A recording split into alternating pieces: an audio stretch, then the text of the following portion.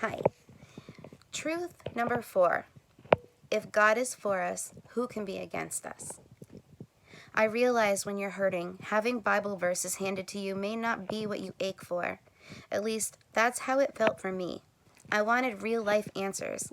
Yet, eventually, I learned the hard way, of course, that to really understand just how evil lie number 4 is, I had to be beaten down to my knees, completely out of energy, answers, and hope. After years of looking in all the wrong places, I was ready to hear the truth.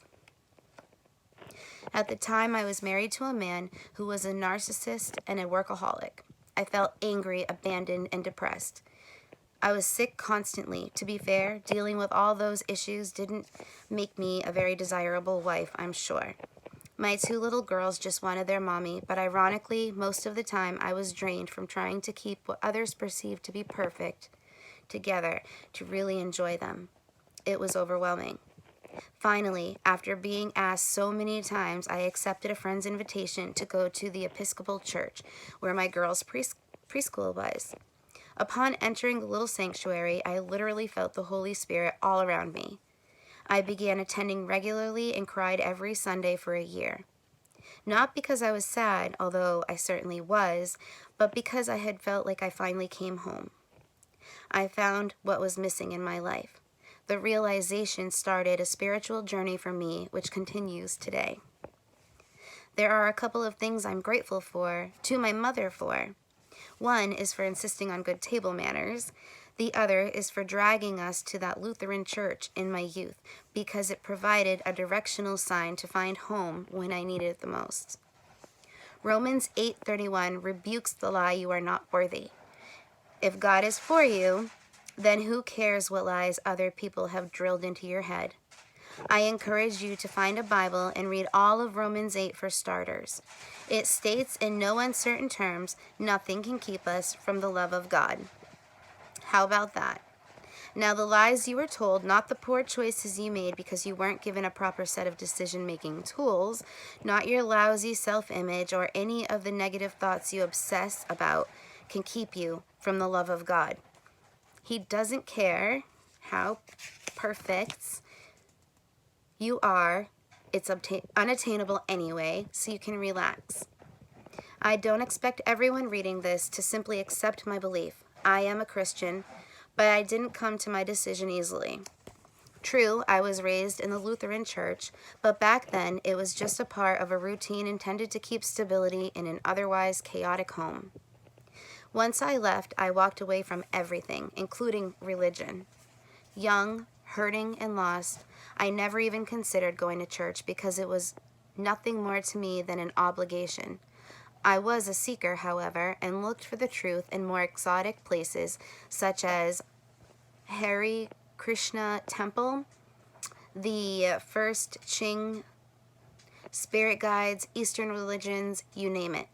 Later, I read books by C.S. Lewis, scholar, writer, and creator of the Narnia series. He was also raised Christian, and after much intellectual rationalization, chose to become an atheist. In one of his many books, A Case for the Christian Faith, he wrote that after years of searching, the truth was revealed to him while sitting on a double-decker bus. Soon after, he got on his knees and gave his life to Christ. His logical approach to understanding Christianity and his ultimate decision to bow down and accept Christ in faith was good enough for me. His work appealed to my hunger for rational evidence, because codependents absolutely thrive on reasoning and rationalizing. I decided to reclaim my Christian upbringing and to make it an essential part of my life, rather than a duty performed once a week. Admittedly, my faith was strong at some times and invisible at others. I work on it daily. I believe I was created by God and He loves me. No matter how unlovable I feel, He still loves me. My past experiences taught me that the world could not be trusted, but I eventually learned God is always faithful. Yes, one of the gifts He gives us is free choice, and those who abused and neglected you and me used that freedom badly. But that was them at work, not Him. Free choice is a gift mankind has misused in every conceivable way since the beginning. In everything I have read about other Western and Eastern religions, nowhere did I see a God who does not love his children. God is love. It's universal. It's a common thread in most religions. This is not about choosing a religion, but rather a relationship. That's exactly it. It is about understanding that the world and all the broken people in it pale in comparison to the love of our Maker. Nothing can keep you from the love of God. Nothing can keep you from the love of God. To not allow this concept into your life leaves a hole I don't believe anything else can fill. If you are a Christian, it's very possible it has been twisted into a tool and used against you. A vengeful, hateful, punishing God is a powerful weapon in manipulating a person who into perpetual bondage and shame. That's tragic. I have a dear friend who has been in recovery from alcoholism for 16 years. Unfortunately, she was raised by Catholic extremists who were unspeakably cruel to her. Attending AA was out of the question for her as she sought out help from her addiction because she could not bring herself to acknowledge a higher power. Fortunately, she found a program through a local hospital which worked for her. She is still mad at God, but because she admits she is still arguing with him, instead of denying his existence, I believe one day there will be reconciliation. I highlighted this in the next, which is the last paragraph, so listen up. I recognize my point of view isn't going to be for everyone. Some of you aren't going to have a relationship with God. That's your choice. For your sake, though, I hope you believe in something larger than yourself to help reclaim your life.